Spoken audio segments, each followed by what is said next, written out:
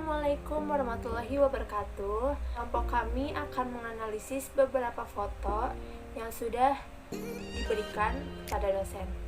Yang pertama ada foto seperti ini. Nah, di foto tersebut itu adalah sebuah brand Oreo, yaitu juga brand makanan sejenis biskuat yang diproduksi oleh Nabisco. Dibuat pertama kali pada tahun 1912. Terdiri dari dua biskuit coklat dengan krim putih di tengahnya. Di foto tersebut menarik karena ada sebuah lift di suatu mall yang bertema sebuah brand Oreo, yang membuat para pengunjung mall itu menjadi tertarik akan brand tersebut. Kedua, pesan komunikasi yang disampaikan di foto itu adalah seperti jargonnya Oreo, yaitu asiknya makan Oreo. Diputar, dijilat, dicelupin. Hanya Oreo. Dan makan Oreo buat kita menjadi lebih ceria dan memiliki kepuasan tersendiri. Ternyata informasi yang disampaikan oleh iklan Oreo tersebut telah memberi pelajaran kepada masyarakat betapa pentingnya sebuah hubungan dalam keluarga. Oreo mengkomunikasikan kepada masyarakat bahwa produknya itu dibuat berdasarkan standar mutu yang sangat ketat, diolah dengan bahan pilihan, sehingga biskuit Oreo itu merupakan biskuit yang berkualitas dan menyehatkan keluarga dan anak-anak. Brand Oreo terus menjaga kepribadian produknya sebagai biskuit anak yang menyehatkan maupun menyenangkan. Perancangan ambient media itu tersebut sangat efektif karena mudah dipahami dan lebih simpel dan menarik target audiens yang ditujunya.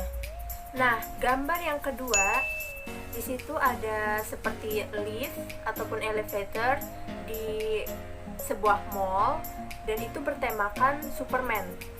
Nah, Superman adalah tokoh pahlawan super fiksi yang ada di buku komik Amerika. Dan di gambar tersebut, kenapa ada gambar Superman-nya?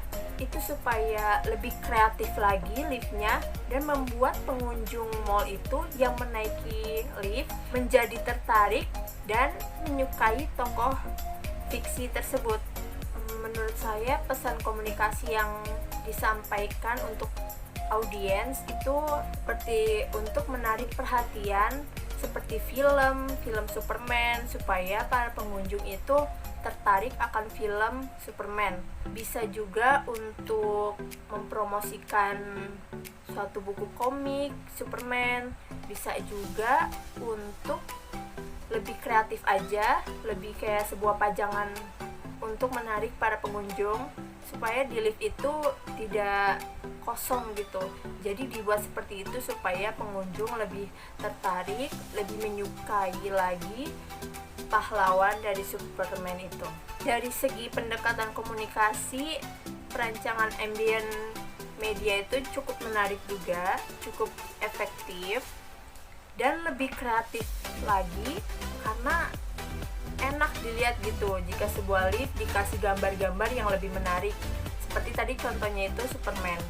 Dan target audiensnya juga kebanyakan anak-anak karena menyukai buku komik serta pahlawan-pahlawan superhero seperti Superman tadi. Assalamualaikum warahmatullahi wabarakatuh. Nama saya Ria, saya di Prodi Ilmu Komunikasi semester 3. NPM saya 193516003. Kali ini saya akan menjelaskan gambar yang ketiga. Bak perkawinan silang antara warisan Amerika dan Swiss, International Watch Company IWC didirikan pada tahun 1868 oleh seorang ahli arloji asal Boston, Florentine Ariosto Jones di Schaffhausen. Jones ingin memadukan teknik produksi Amerika yang bersifat progresif dengan kepiawaian teknis khas Swiss. Jam tangan IWC Schaffhausen merupakan jam tangan bersejarah yang diproduksi oleh IWC dari tahun 1940. IWC Schaffhausen merupakan jam tangan yang diproduksi khusus untuk Angkatan Darat Inggris yakni www pada tahun 1945.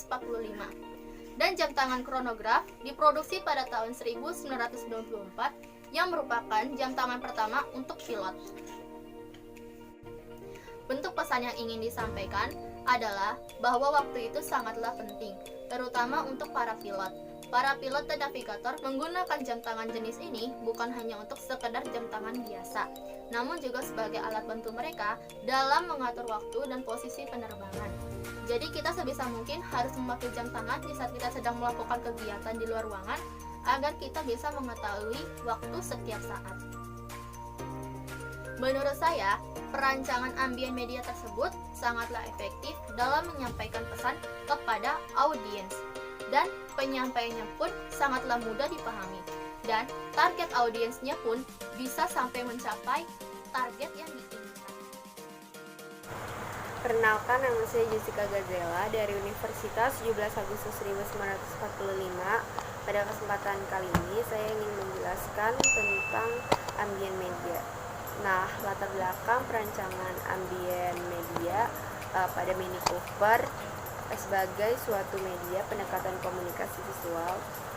Nah, Mini Cooper adalah sebuah mobil kecil yang diproduksi oleh British Motor Corporation atau BMC dan penerusnya dari tahun 1959 sampai tahun 2000. Nah, model asli dari mobil ini dianggap sebagai ikon dari Inggris pada tahun 1960-an. Mobil mewah merupakan sebuah kendaraan yang dapat mengangkat status sosial atau gengsi seseorang dari pemiliknya. Bahkan persaingan antar produsen mobil mewah pun semakin sengit dikarenakan banyaknya permintaan konsumen yang semakin meningkat setiap tahunnya. Tidak hanya produsen-produsen mobil mewah, melainkan produsen-produsen mobil yang kebanyakan memproduksi mobil-mobil biasa sudah masuk ke area produksi mobil mewah untuk bisa ikut bersaing dalam meramaikan pasar penjualnya. Nah, bentuk pesan komunikasi yang ingin disampaikan Mini Cooper kepada target audiens melalui perancangan ambien media adalah Mini Cooper ingin menyampaikan pesan-pesan kepada audiens bahwa di dalam Mini Cooper itu sangat luas dan besar. Seperti Mini Cooper itu seperti melakukan trik sulap. Jadi di dalamnya itu bisa memuat banyak barang di dalam bagasinya. Nah, inovasi yang diperkenalkan dari tahun 1959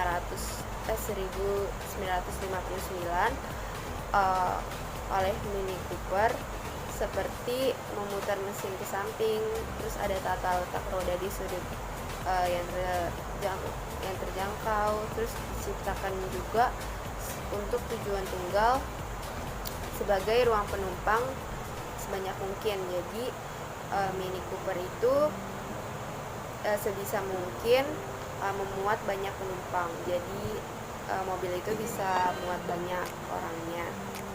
Nah, jika kita melihat dari segi pendekatan komunikasi, Mini Cooper rancangan ambien media tersebut efektif dalam menyampaikan pesan komunikasi serta mudah dipahami oleh target audiens melalui perancangan ambien media tersebut.